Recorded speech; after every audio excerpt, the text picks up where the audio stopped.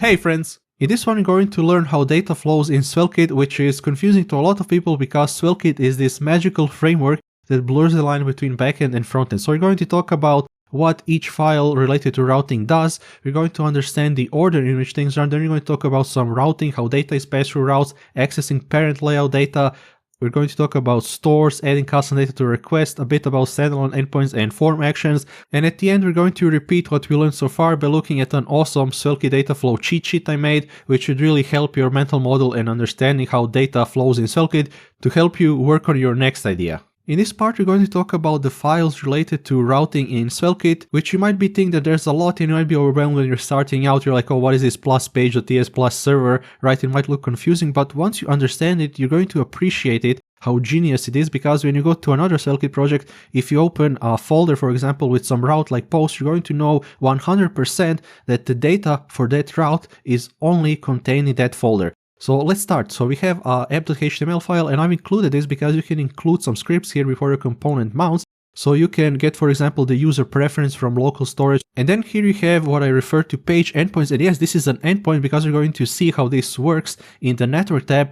Because just how you have a standalone endpoint, this is the data that gets fetched for your page. So SvelteKit creates this endpoint for the page. So let's say that you have plus page.svelte, and you're always going to have a sibling page.ts or page.server.ts file, which you're going to use to run a load function on the server. And you can also use page.ts to run a load function on the client. And another special thing about plus page.server.ts is that it also has form actions. So you export form actions from that, and we're going to look at it later. So if we go further down, we can see that now we have a layout, which is similar to your page svelte. So you can have a layout.svelte. Then you can get the data from the layout from server.ts or .ts. So you have your server, and what also SvelteKit refers to this is universal and server load functions. So universal load functions are ones that run on the server and client, and your server load functions are just the ones that always run on the server, right?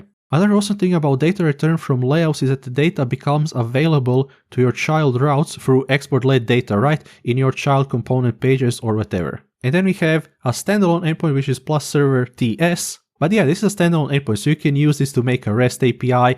And a standalone endpoint can return anything else, right? Basically, the page endpoint just returns the JSON for the page in most cases, but you can use a standalone endpoint to return text, JSON, XML, a stream, whatever else you want, right? And then we have hooks, which are really powerful. So hooks.server.ts runs on every request and returns a response. So this is responsible for everything that happens in SvelteKit, because SvelteKit listens for everything inside this client hook. So you can even hook into the request or response and you can change it. And then you have a hooks file, which is hooks.client.ts that runs only on the client. And this one isn't that exciting because it only has one hook, which is to catch errors on the front end so you can send it to an error handling service or whatever. And then a honorable mention, we have the plus error.svelte page, which is just a custom error page you can include in your SvelteKit project. Alright friends, before I continue, I want to show you the setup I have because I know you're going to be curious. So here I'm using a fancy console log I made, which is going to log for every route so we can know in what order things happen. And here I made a pre-component which we can look at here. So this is just my famous snippet. I just made it into a component so I can pass the name and value so the styling is consistent across components. And here is the log utility. So it's using chalk. As you can see, it's nothing special.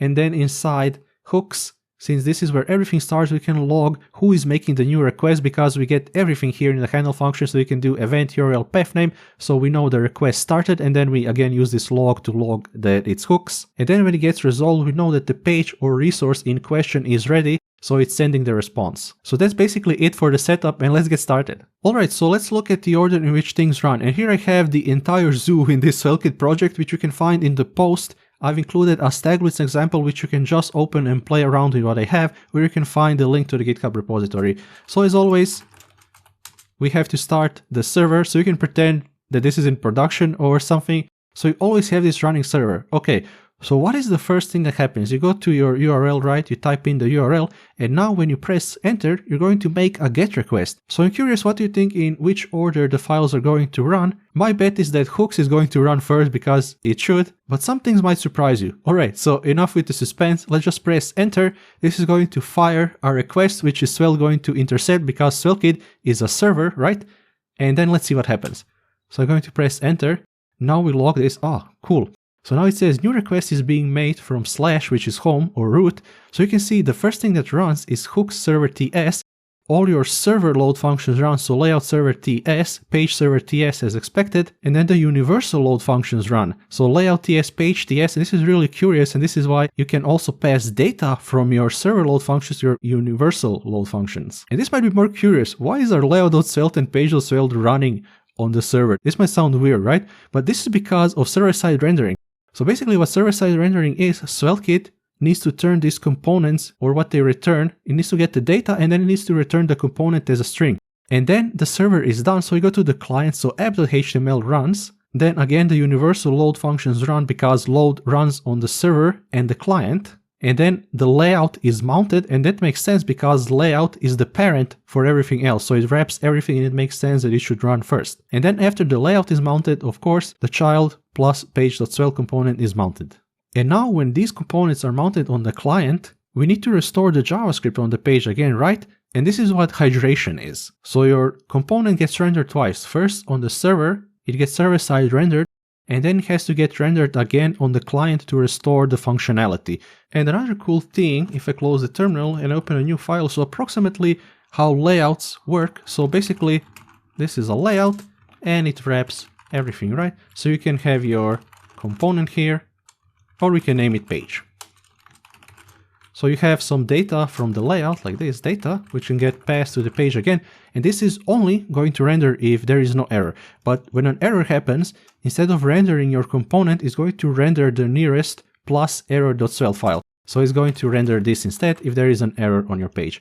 And then when you have other nested layouts, it's like nested layout, so you have more layouts, and then again you can have your page components inside here or whatever else you want. So this is approximately how it works if you're curious. First thing we need to do is understand how the SvelteKit router works. So when you enter your URL and visit the page for the first time, or you refresh the page manually, SvelteKit is going to server-side render it. And then once the SvelteKit app loads, it's going to load the client-side router, so you're going to get that awesome single-page application experience. So let me show you what I'm talking about. So let's pretend that you're visiting this page for the first time. As you've seen what happens, it's going to go through all of this process, right? And let me just clear this console, and I'm going to clear it here, so it's clear what happens. So when we go to the nested route, it's not going to refresh everything because at this point, the client-side router kicked in somewhere in this code it's really not important, so I can clear everything. And you can also see why this is a page endpoint, because we're going to see how it gets data for the page. Alright, so pay attention. When I'm going to click on this link, it's going to perform a client-side navigation. So as you can see here, a new request is being made from nested route. It runs hooks, the layout server function reruns, and as you can see, the only thing that changed, remember we already have the layout mounted, and it only needs to mount and unmount the old component, and it mounts some nested route / page.svelte. Oh, but look at this, how curious is this? Here is the endpoint actually. Data, JSON, SvelteKit. So you can see here at the headers, and we look at the payload and the preview, here is all of the data for your page. So basically every route has this. If I go here, I can just do this, and I can say __ data JSON. And you're going to see this for every route. How awesome is this? And this is why this is a page endpoint. This was also named a shadow endpoint in the past. What's also really awesome is that SvelteKit tucks this data in the page source so it can reuse it, so it doesn't run. It's smart enough to only rerun the load function when it needs to. So if you go to home and if you go to view page source, and if you scroll to the bottom, you can see here is the special secret source from SvelteKit. You can see here it is in the data. So this is what SvelteKit knows is there, and it can reuse it for page navigation, so it's really smart to only run load functions when it has to. And also, of course, you're using client-side navigation, but if a crawler like Google or the goat Bing visits you, on each request they're going to get the server-side render page, so you're going to get great SEO. And this means that your site is also initially going to work without JavaScript. But I want to emphasize that the point is not that your site should work without JavaScript, but before JavaScript, because it's going to be more resilient, and then when the JavaScript loads, you can use it for what it was intended, to enhance the user experience. Alright friends, so let's see how beautifully data weaves through your entire SvelteKit application. So you already know the order these things run in. So it's the layout server TS, then it's layout TS, page server TS, then we're passing some data to page TS. Of course, in 99% of cases, when you have a route, you're going to have one plus page svelte file, and you're going to have one plus page.ts or .server file, right? and you're not going to have all of these files together, but they do work together. You can have all these files in one place and they do interact with each other, so it's important to understand how that works. So as we already said, whatever you return from layout is going to be available to plus layout.svelte, but also to all the other child routes. So let's return some data. I can say return, and then I'm going to return a number. I'm going to say A. And now as you can see here, we made a request, and now I'm inside the source route. So you can see here, the home page receives this data, so we get A, and then the page.data store updates, which also gets this data. Alright, so you might be wondering, if you go to layout.ts, what now? So what will happen if we return something from here? Let me save it, and now nothing is happening. So what is going on, right? And we can return the same prop, so we can say A2, and we can override it. And the last load function that runs is always going to win. Alright, but what if you had a layout plus SvelteKit file and you want to pass the data to the universal load function? The load function has a useful argument you can use, which is data. So we can use data, and now let me just log it, so you can show that I'm not lying to you. So you can see here it logs in, and the beautiful thing how we log things is that you can see where it actually happens.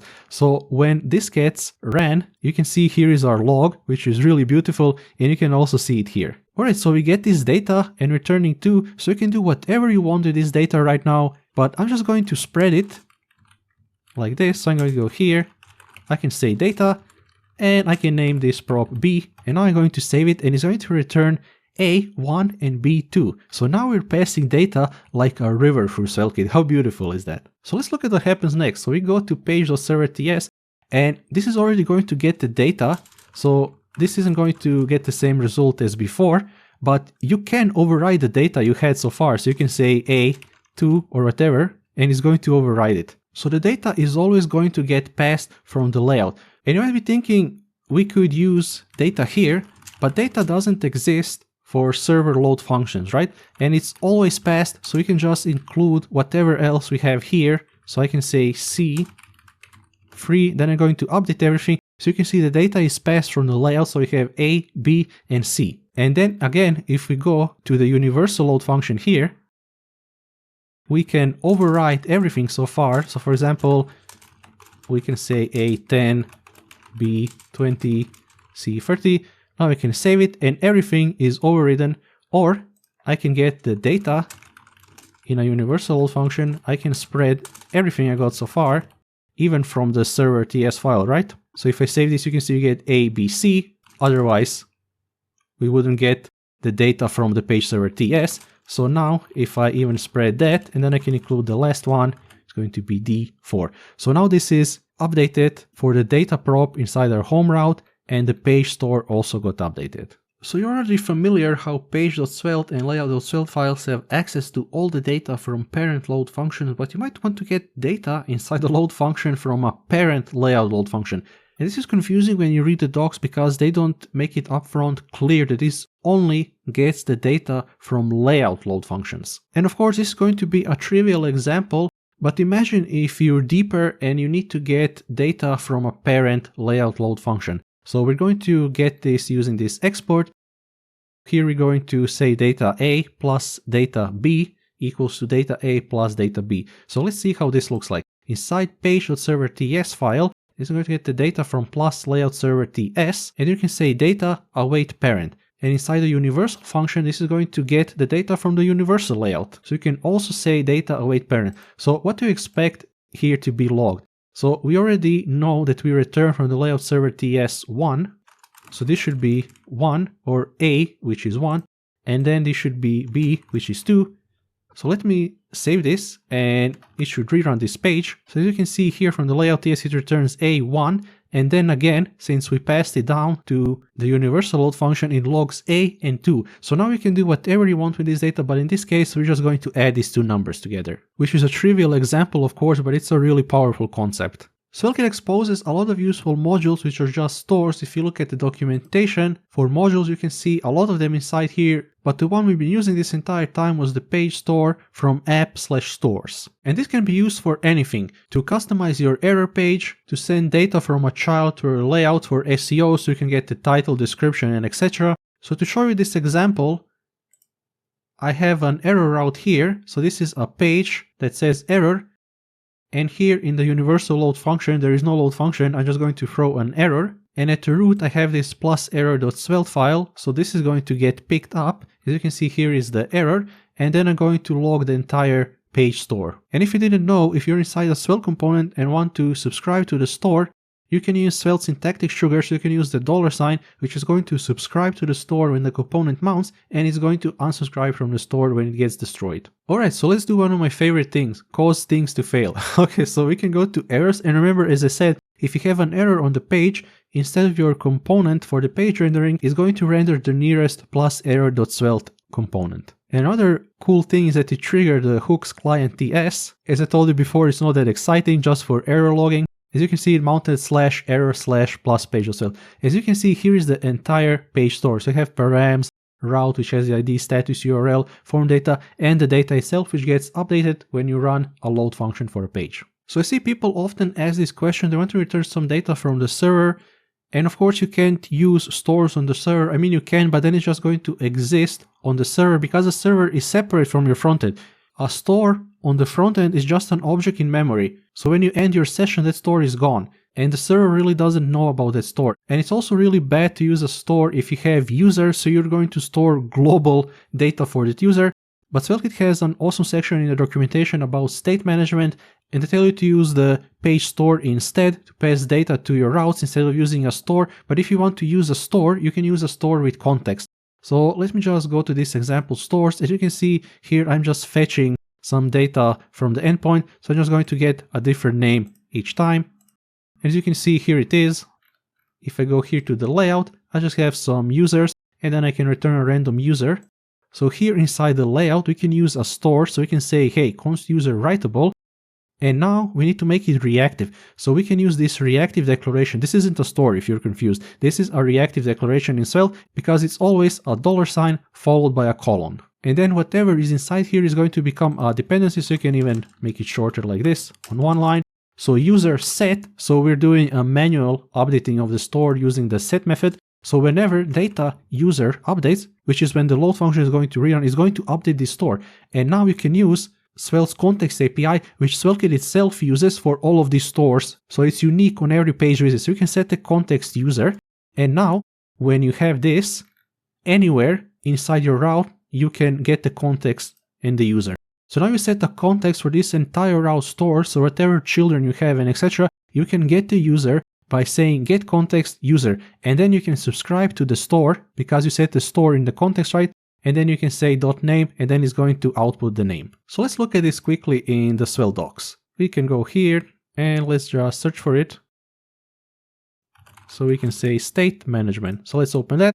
So this is what SvelteKit tells you. Avoid shared state on the server. So don't define a variable like this because a server process is long running. In a browser, when you close your tab, that's gone. Boom, the memory is wiped. But the server, if it's running constantly, is going to store your user here, and then everyone is going to have access to this.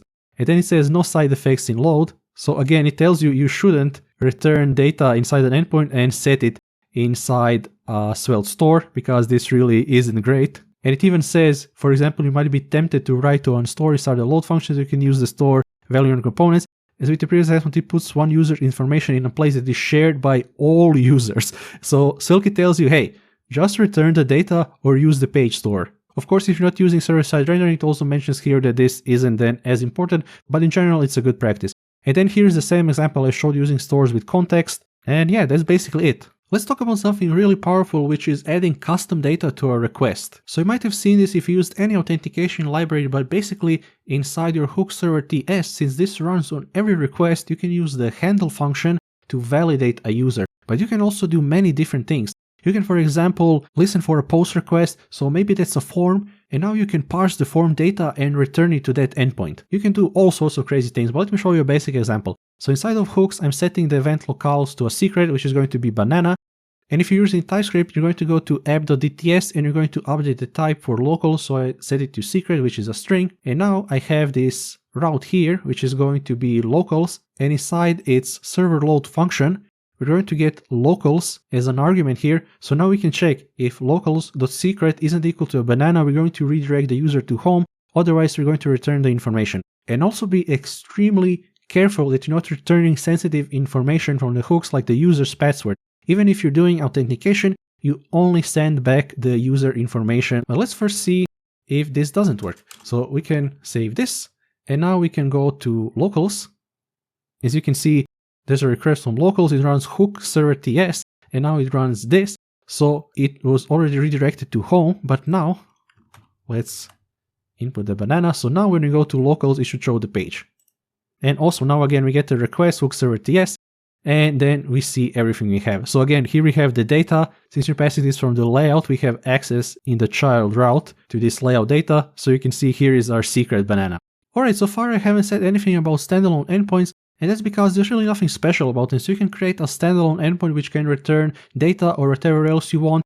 You can get the data inside your universal or server load function. And another important thing to notice is that even if you're using server-side rendering, you can also use fetch in your components, or you're using client-side rendering if that's something you have to do. But for completion's sake, I made this API endpoint called secret, so I'm ready to expose our secret to the world. Remember how I told you that you can get locals everywhere? So again, here is the handler get function inside a standalone endpoint, so we can get the locals, and now we can just return a response that said locals secret. So I'm going to go here and I'm going to say API secret, and let's see what happens. So a new request has been made from /API/secret. As you can see, the hooks run, and then the plus server TS file runs. And again, nothing special here. If you look at the network tab, you can see here you get a beautiful banana. And this is just by default returning text, since we didn't specify that it's JSON or anything else. Standalone endpoints are a perfect segue into form actions. So if you want to work with forms, you need an endpoint. You at least need a get and post HTTP request method, right? So you can use a standalone endpoint for all of the HTTP request methods like get, post, patch, put, and delete. But instead, if you want to send data from the browser to the server, form actions are way easier. And let me show you if you haven't used form actions. So this is just regular HTML, right? Here we're using a form, we're saying an action, hey, this should go to login, which is just a query param, this isn't anything magical, right? And then we can overwrite it, we can say form action if we want the user to register instead. And that's basically it, there's no fetch here and JavaScript and etc. And this works without JavaScript, which is also great, but you can also use the enhance svelte action imported from SvelteKit, so now it's going to use JavaScript to progressively enhance the form. And then inside your server load function, you can see here you can have a load function, same as before, but you can now also export an actions object. So you can map those query params. When SvelteKit sees this, it's going to say, okay, this is a method I'm going to run, so you can say login or register, and then you're going to see how it works. And I'm also logging things here the same as before. So let's see what happens when you submit a form. So I can say test 1, 2, 3, 4, and now I'm going to press login. Alright, so let's see, new request is being made from /actions. Now the hooks are going to run. Now the login action is going to run. As I told you, this is just a URL. How beautiful is this? /actions query param, and because it uses this slash, SvelteKit knows that this should be a method. And now because you're using progressive enhancement and JavaScript, SvelteKit is going to invalidate the data on the page because you submit the form. And now again, it's going to make a request to /actions. It's going to run hooks again. It's going to run /form/page server TS. The load function is going to rerun it, right?